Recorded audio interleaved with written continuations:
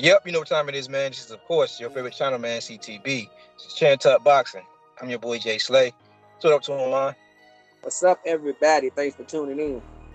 Most definitely. You know what you guys are tuning into, man.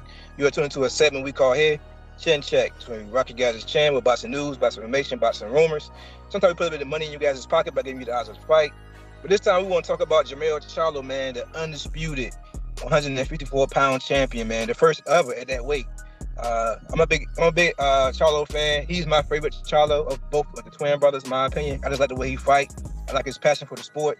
Even though he's annoying sometimes on the microphone when he's speaking, I'm still a fan of his fight style, man. But he might have his toughest test coming up, man, if his hand heals correctly. And Tszyu, man. Tszyu seems to be the goods, man.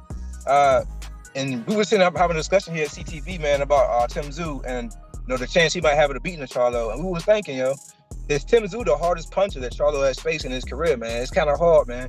We gotta go do a couple fights and see where he at. And what you think about it, man? What you think about Tszyu, his punching power? And you think he's probably the biggest threat that Charlo has faced in this 154-pound range?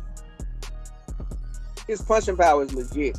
I think he got far as far as the fighters that Charlo has faced.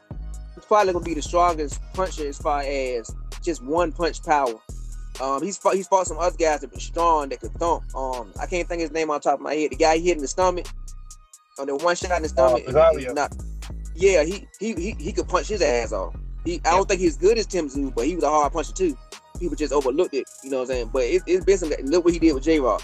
But he's faced guys that can punch. Even Harris can punch. But I think Tszyu got that one punch power that can change the fight.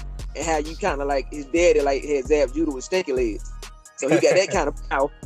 But I think that this showing us, man, I think this is perfect for both fighters because this went from a good, solid fight with Tszyu probably being, a 2-1 underdog to now this fight maybe close to 50-50 for a lot of people. And this fight being a huge fight. I think this fight, with the, internationally, him coming from Australia and bringing that crowd, Charlo getting more popular. This fight is going to be a huge fight when they fight, and it's going to be for undisputed again. So I'm excited about it, man. I think Tszyu, how active he's been and how he looked in his last two fights, on top of, like you said, Charlo having a lot of question marks with his hand and him being out, it's going to make for an interesting fight.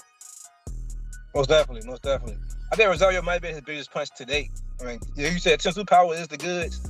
But I kind of want to see how Charlo deal with that, man, in my honest opinion. He can't go in there reckless and throwing bombs the way he did against Tony Harrison in the second fight. But I would say, thank you, man. Would you put, I don't know. I'm trying to think who else he fought. There was a real heavy puncher, a real thumper. I mean, Castano, like you said, he's more of a thumper.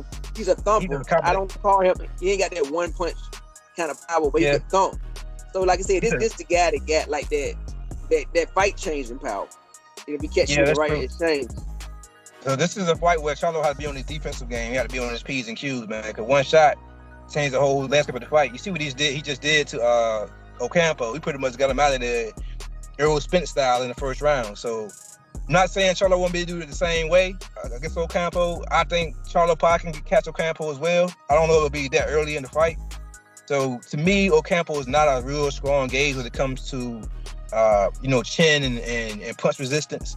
But I will say that the way he dominated him in that short round, the way he showed out on him, man, on top of how you beat Harrison, how you had Harrison pretty much, rocking around the whole ring for a while, as long as he lasted.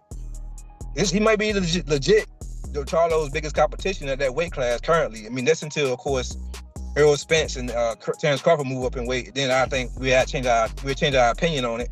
But I think Tszyu's the goods, man. I'm like you. I think he showed improved, man. I think his power legit. I'm kind of curious to see how Charlo going to deal with it. You got anything else you want to talk about when it comes to Tszyu? The only thing I would say is that he's in perfect position right now. He's pretty much set up as the guy that gets to fight for 154 undisputed with Charlo once he's ready to fight, probably later this year.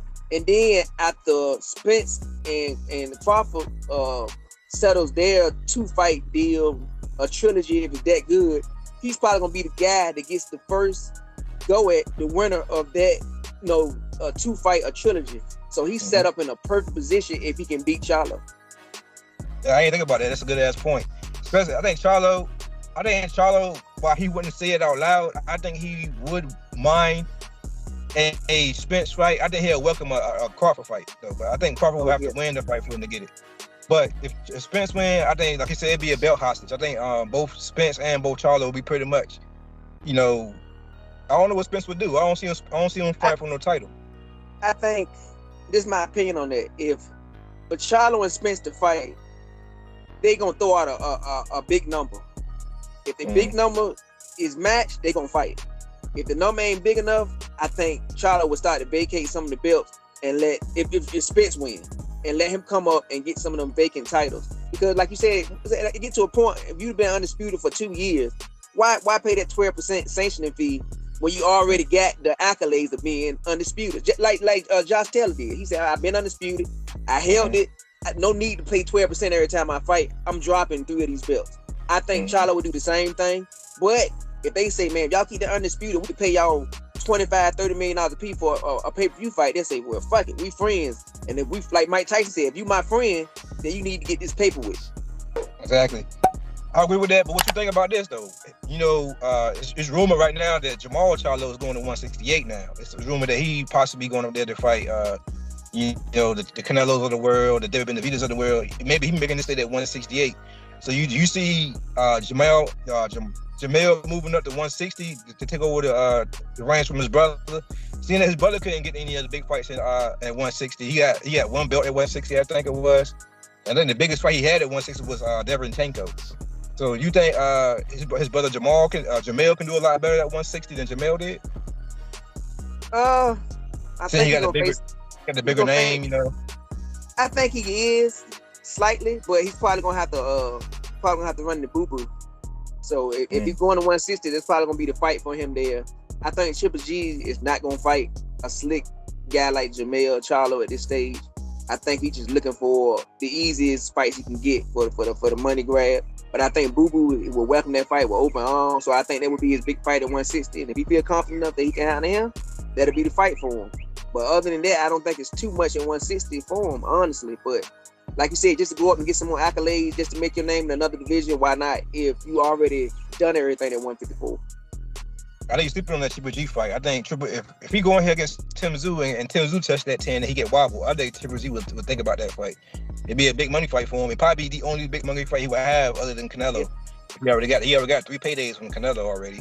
So if Triple G does come back, I think one of the Charlos would be his pick of opponent, in my honest opinion. Do you think that's one after this topic? I think we covered it all for right now. Well, definitely. With that being said, man, this is, of course, your favorite channel, man, CTB. This is Chin Tuck Boxing. I'm your boy, Jay Slay. Say peace to him, man. Please, everybody, hit the like button so our videos can get out. Comment, let us know what you think. Subscribe, let's get us to that 1,000, and hit the notification bell so you know when we drop a video. You know why? Because we love boxing and you love boxing. But most of all, God, peace and love, and we out of here. Take care.